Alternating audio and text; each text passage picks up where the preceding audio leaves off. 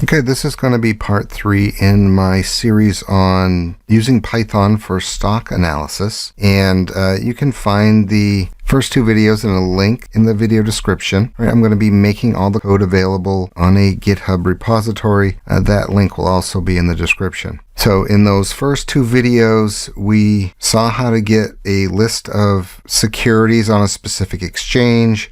We saw how to filter those down to a specific kind of security. And then we wrote a function just to filter out the S&P 500 stocks. All right, so in this video, we're going to go and see how to download and curate the data that we are interested in.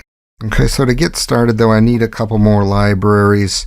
In the first video, right, we use this traditional endpoint URL to make an API call, and it's a little cumbersome. There's lots of different URLs to kind of keep track of. So instead, someone has written us a helper library to interact with end-of-day data. And so the first thing we're going to do is install that, and then we're going to go ahead and use it instead of making a traditional endpoint call. So it's going to be pip install in the terminal, and the library is called EOD.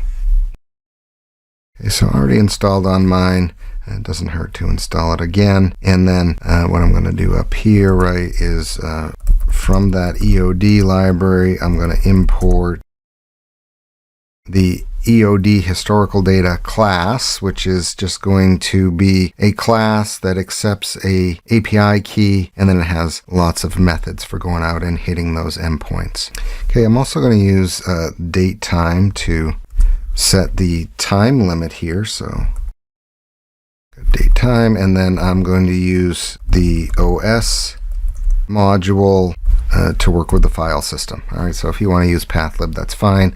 I'm going to use OS here, and what we're going to be able to do here is, download and save data into a folder somewhere on our computer. All right, so with all that done, I guess we should probably start and make some default dates. So all right, so I'm just going to set a default time period here, and I'm going to go back about a year. Right, so this is going to give us roughly 13 months worth of data, and then if I want to do some transformations at the top and then maybe discard some data, I'm going to be left with about a year. You can set any default time range that you want. All right, I'm also going to set a today in case I need both the start and end date. All right, so that should be enough to get us started there, and then let's go ahead and write our function. Okay, so we'll call it get data. All right, and then I'm going to pass in some tickers.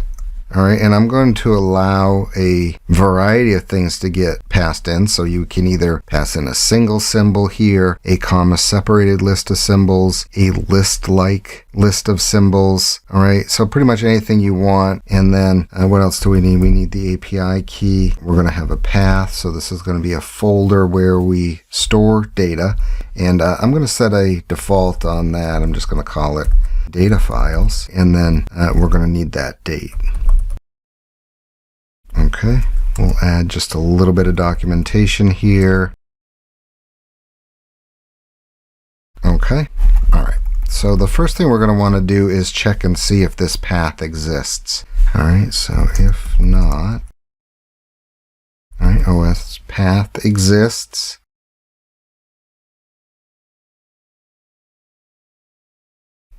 All right, we're also going to keep track of a few things as we're downloading data. So let's figure out how many we've downloaded.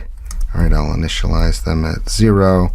If there's a problem, right, we'll skip some. So initialize that at 0. I'll keep a list of the ones we skipped. And then with all that done, we can make our API client. And then with our client instantiated here, we will loop through the tickers and try to download the data.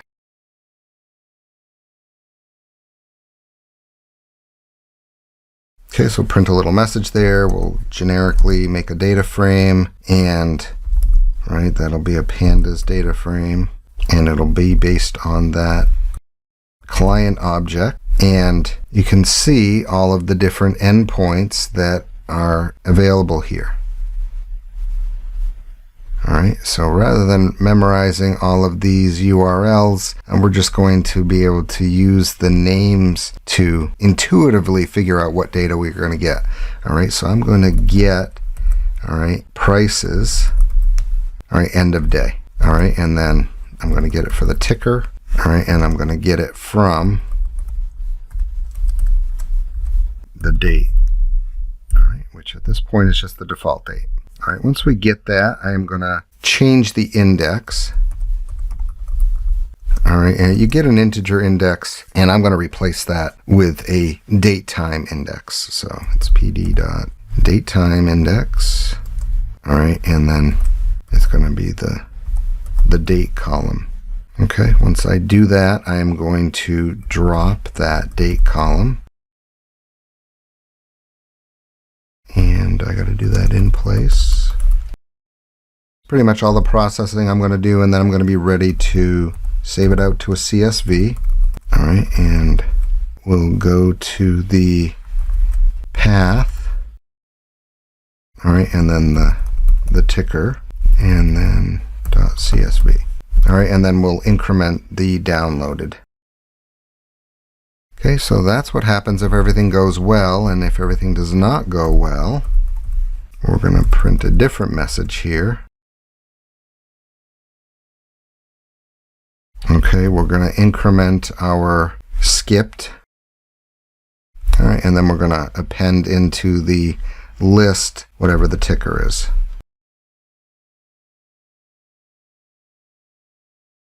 If we get our data downloaded or not, right, we're going to start printing off some messages about what happened.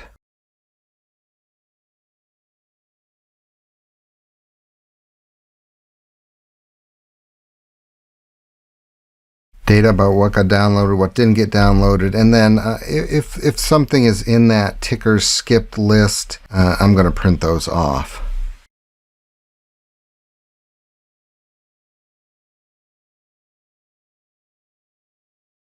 Okay, so a little header there, and then we'll loop over them. All right, so that should do it, and let's go ahead and test this function and make sure it works. All right, so I went ahead and made a variable here, and I'm just going to sort of filter out of the S&P 500 the energy stocks, just so I have a small list that I can download fairly quickly. All right, and then I'm going to call that get data and pass in some of these arguments. All right, so let's see if this works. And yeah, it looks like I left something out of the, right here. Okay. Okay, try one more time. Hopefully that's the only mistake. And it looks like it's working there. All right, and so there are our downloaded securities. All right, and it's saying it skipped a bunch of these. Let's just take a look at that. Well, the data is there, and somehow it's saying that it also skipped those, but that is not supposed to be. Oh, I see what I did. Okay, I forgot to make an F string over here. All right, so we'll fix that real quick. And right here. All right, so that's why it's kind of enumerating out that list. Right, but kind of instructive here, when you pass in that asterisk, right, as an argument here, Python turns whatever comes next into a tuple. All right, so that's what we're seeing there.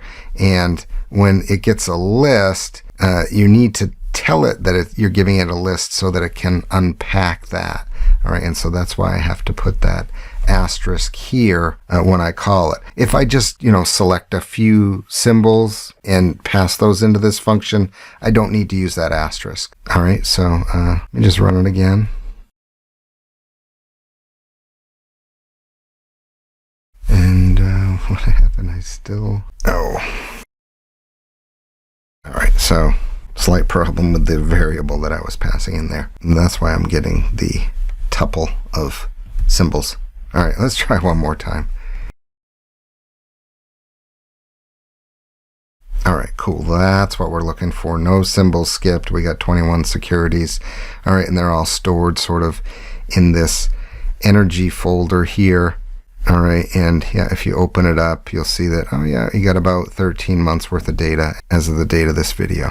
All right, and then let's do one more so we can see it work without any errors. All right, but I'm going to pass in some selected securities here, right? So instead of using energy here, I'm going to pass in some symbols.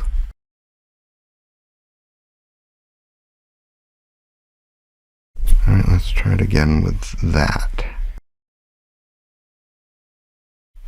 Okay, so just kind of see how it works if you don't send it in a list or a series or something.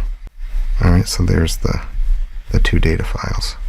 Okay, so now that we have some data, right? So we saw how to get some exchange lists, right? Saw how to filter that down, S&P 500, right? How to get a sector there, how to pass in your own symbols. All right, and now we'll sort of start working on the data that we've downloaded. Maybe we get closing prices, maybe we get returns, and then maybe we start plotting that kind of stuff. So stick around for the next or the coming videos.